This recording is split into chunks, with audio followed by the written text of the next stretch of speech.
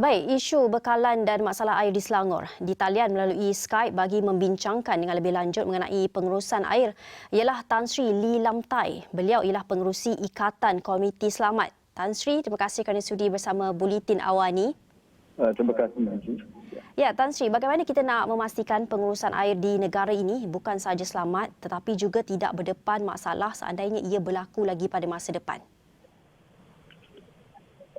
Bagi saya, perkara yang paling penting ialah bagaimana kita dapat mencegah pencemaran air di negeri Selangor dan juga kalau berlaku di negeri-negeri lain. Kerana pencemaran air ini memanglah telah dikena pastilah sebagai itu sebab pihak berkuasa nak menghentikan loji rawatan air Sungai Semenyi dan Bukit Tampoi berhampiran dengan Negeri Sembilan.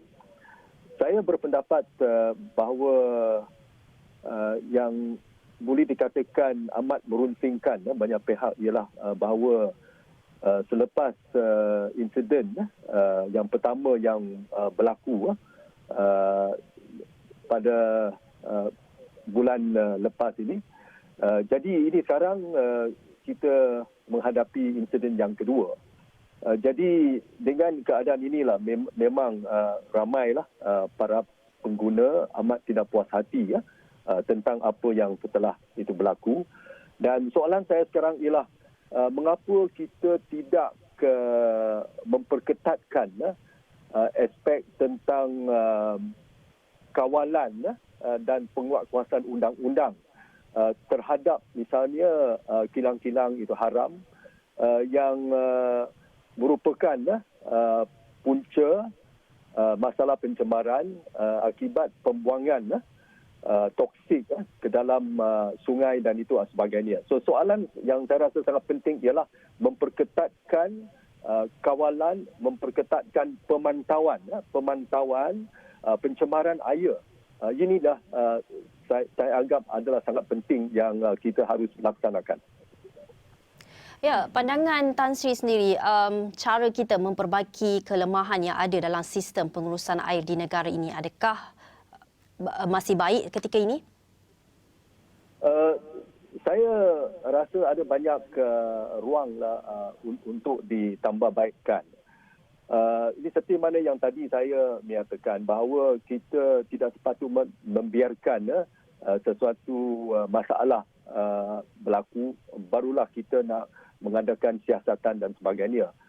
Sepatutnya kita proaktif, kita mengambil inisiatif, kita mengambil langkah-langkah yang itu perlu. Dan inilah saya rasa ada berkaitan dengan soal urus takbir, soalan berkenaan dengan urus takbir mengenai semua aspek tentang pengurusan ataupun water management di negeri Selangor dan juga di tempat-tempat lain. Saya berpendapat bahawa aspek tentang pengurusan air yang bersih mesti dilaksanakan dengan berkesan dan sekiranya kita memerlukan kepakaran tertentu. Saya rasa kepakaran itu sudah ada di negara kita. Cuma soalannya ialah sama ada kita mempunyai iltizam untuk memastikan bahawa sesuatu inisiatif ini dapat diambil dan bagaimana misalnya kita dapat mengatasi pencemar. Saya rasa memang ada banyak pihak yang boleh dianggap sebagai pencemar